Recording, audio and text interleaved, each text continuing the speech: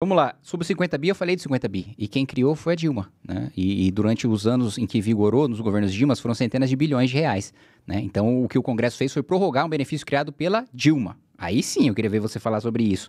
E sobre, assim, eu não sei se você não conhece o IOF, tá? Mas o IOF, o próprio nome diz, é um imposto sobre operações financeiras, sobre qualquer operação financeira, não é sobre transações internacionais. Você não precisa mandar dinheiro para fora para pagar IOF. Todo mundo que tem cartão de crédito paga IOF. Inclusive, não faria sentido ser sobre transações internacionais, né, a alíquota do IOF, e o governo dobrar para o simples, porque o governo dobrar para o MEI, porque o cara que está no MEI, ele não está fazendo transações internacionais. O cara está vendendo a mão de obra dele até R$81 mil por ano. E você não respondeu objetivamente a questão. Como dobrar a alíquota de IOF para um cara que ganha R$81 mil por ano é tributar o mais rico?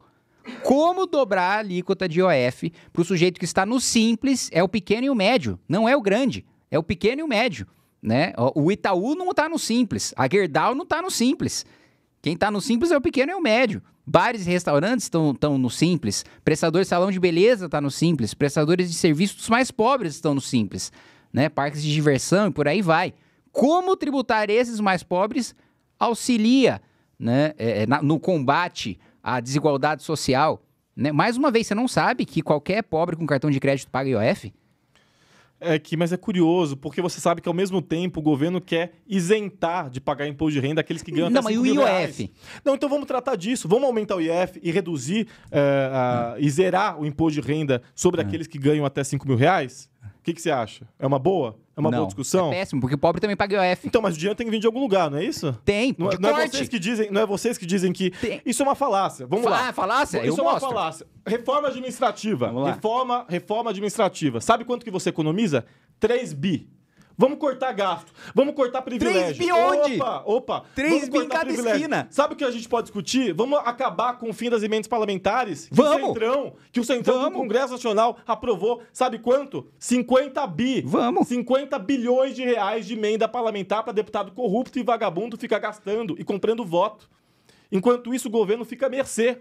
Enquanto isso, a gente tem que fazer conta de 3, de 4 bi, de 10 bi nesse ano, para poder, depois, no próximo 30 bi, para a gente poder isentar os mais pobres. Só que o que não fala que o Congresso Nacional aprovou 50 bilhões de reais em emenda parlamentar, que o Congresso perdoa mais 50 bilhões de reais de grandes empresários, enquanto o governo está tentando isentar você, que ganha até R$5 mil, mais de 80% da população, de não pagar imposto de renda. Mais de 80% da população não vai pagar imposto de renda se depender do governo. Enquanto isso, a gente quer compensar cobrando IOF. Porque foi aprovado um teto de gastos no Brasil. Porque foi aprovado, posteriormente, um arcabouço fiscal, que ainda assim não era ideal, mas era necessário depois do teto de gastos pavoroso do Michel Temer. E a gente precisa bater a tal meta. O tal laissez-faire, o tal arcabouço fiscal precisa ser cumprido. Então, é preciso dizer isso. Então, vamos ter fim das emendas, 50 bi.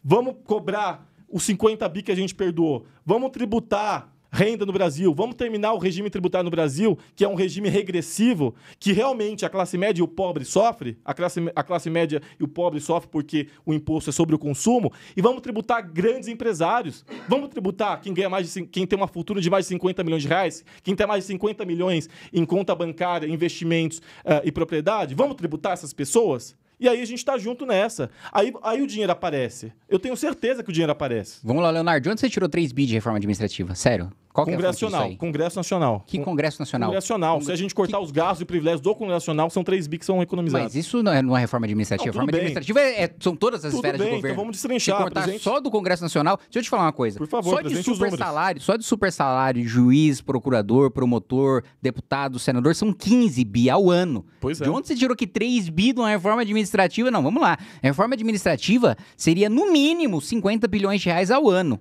No mínimo, 50 bilhões de reais ao ano. Então, falar que a reforma administrativa é 3 bi é de um desconhecimento gigantesco. Sobre outro ponto, sobre acabar com a emenda parlamentar, sou 100% a favor. Sou 100% a favor. Quem votou, ampliou a emenda parlamentar foi a base do governo Lula. Você coloca essa contraposição entre governo e Congresso, mas se esquece que a maior parte dos parlamentares votam com o governo. Senão, eu seria governo, não seria oposição, se eu tivesse maioria. Se a gente tivesse maioria no Congresso Nacional contra o governo, a gente teria derrubado o Lula, a gente tinha feito o impeachment dele. Ele que tem maioria. Ele que aprova os projetos que ele manda. O projeto de lei orçamentária com emendas parlamentares foi mandado por ele. Então, assim, se você fazer essa contraposição, né? É uma contraposição inexistente. A maioria esmagadora dos projetos enviados pelo governo, com raríssimas exceções, são aprovados com ampla maioria no Congresso Nacional. E mais uma vez, você foi incapaz de responder. Como dobrar o IOF sobre MEI e Simples ajuda o mais pobre e prejudica o mais rico?